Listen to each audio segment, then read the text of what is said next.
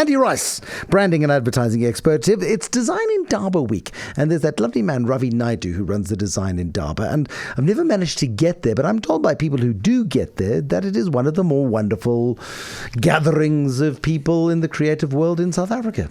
Well, I think what the Design Indaba has done, apart from putting South Africa's reputation in that field on the map, and indeed Cape Town's reputation, is it's broadened the definition of what design is and what role it plays in all our lives. Now, you will cast your mind back about 12 months when this feature, But Does It Work, first started. And right at the beginning, we were looking at the design of the Coca-Cola bottle, yes, the contour bottle, because it happened to be 100 years old. What that shows is that we typically, if we think about design, we think in those quite specific terms. We think about what packaging looks like, and we think perhaps about graphic design, about brochures and leaflets and annual reports and all that kind of stuff. But what the Design Indaba has done, and in line with trends around the world, is it said design actually is all pervasive. Design is much more than the skill of a traditional designer who's very good at fine art or typography or whatever it may be.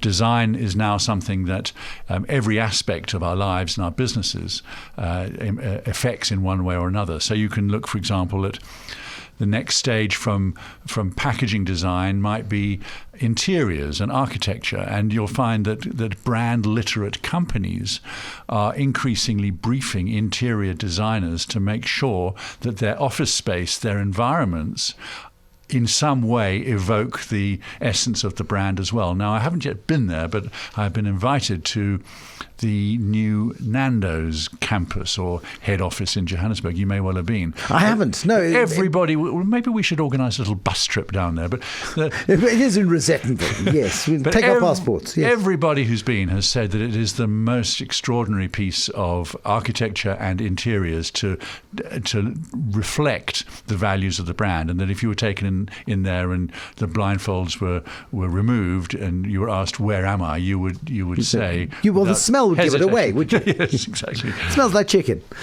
So that's one aspect of how design is broadening its palette. Okay. Design is absolutely intrinsic then to brand and to brand value, yep, and to where the brand places itself. And there is no better example than Coca-Cola. But when we look domestically, in terms of brand, probably one of the strongest South African brands has got to be Nandos. Yep. And it's just from the text they use in their advertising to just the essence of what they do, everything about them is distinctly Nandos. It's very clear when you're on a Mango flight versus a Kulula flight. They've understood that you've got to live that particular brand. Kulula particularly, yes. And that's been very strong right from the very start.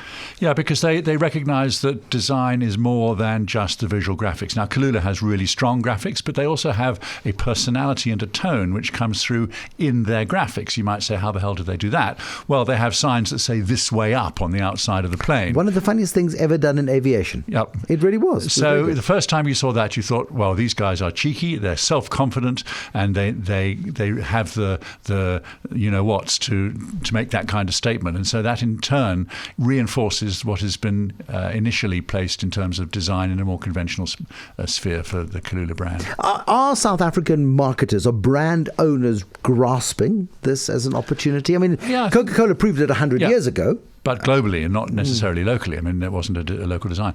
Well, look, I had an interesting meeting this morning with a small company that is developing some niche liquor brands.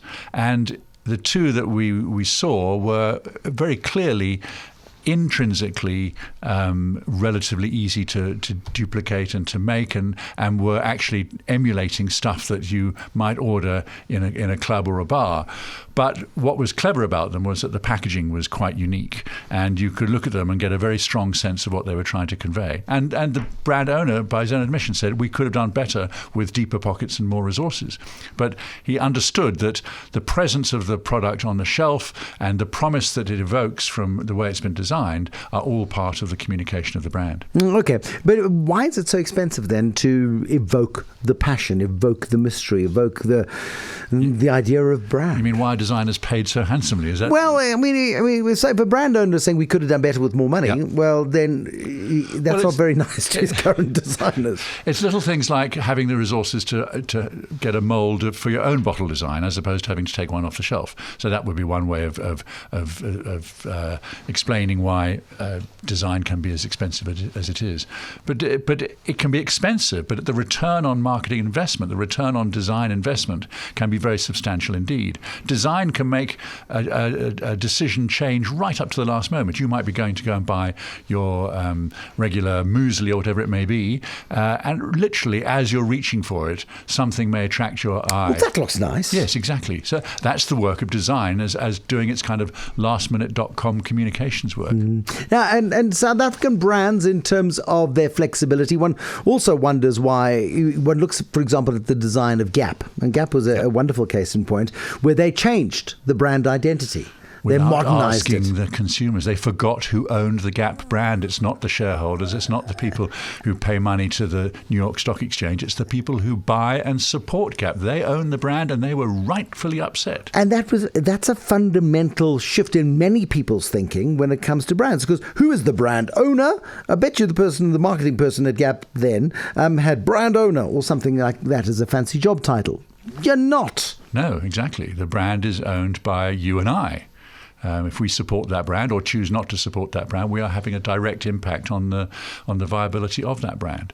And our reasons for that support can vary dramatically. So there's probably one of the themes at this year's Design Indaba, certainly at most design gatherings, is the concept of ethical design, or indeed, taking a step further, design activism, where people are actually taking the concept of design and saying, how can we use this to do more than facilitate a transaction, but in order to make some positive impact on society? So a really great South African invention was the play pump.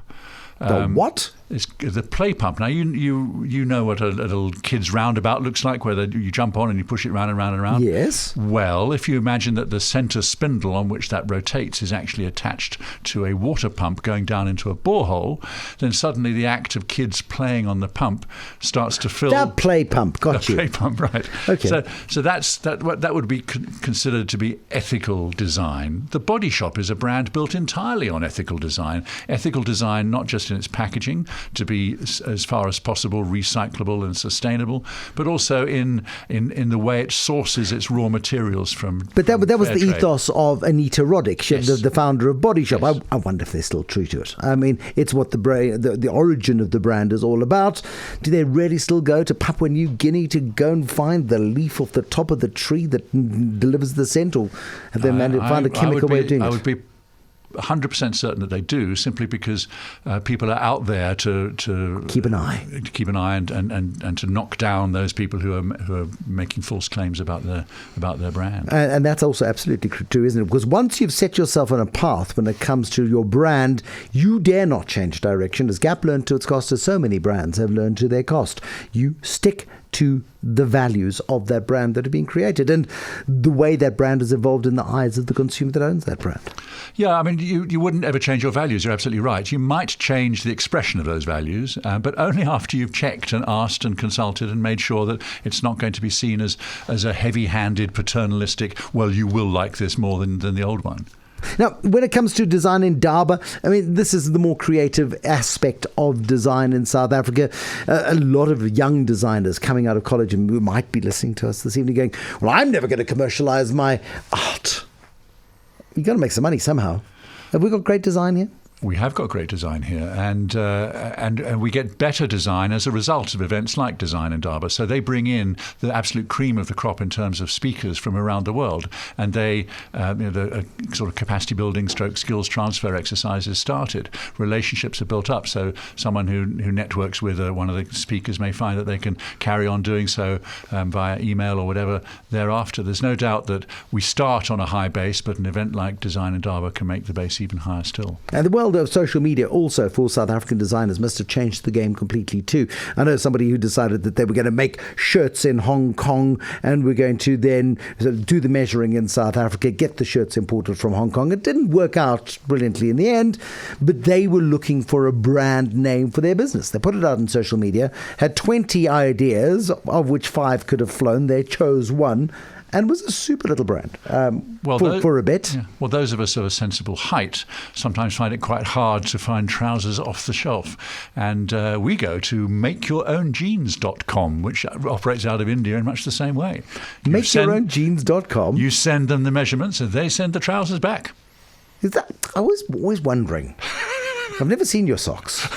Those of a sensible height. So the sensibly heighted Andy Rice this evening, the branding and advertising expert, as always, on a Money Show on the Tuesday night, talking about branding and advertising. There's nothing that encapsulates the value of branding and design more than the Coca-Cola bottle. But yep, as Andy points out, Nandos, I have been invited actually, but we just need a bus. We'll do that.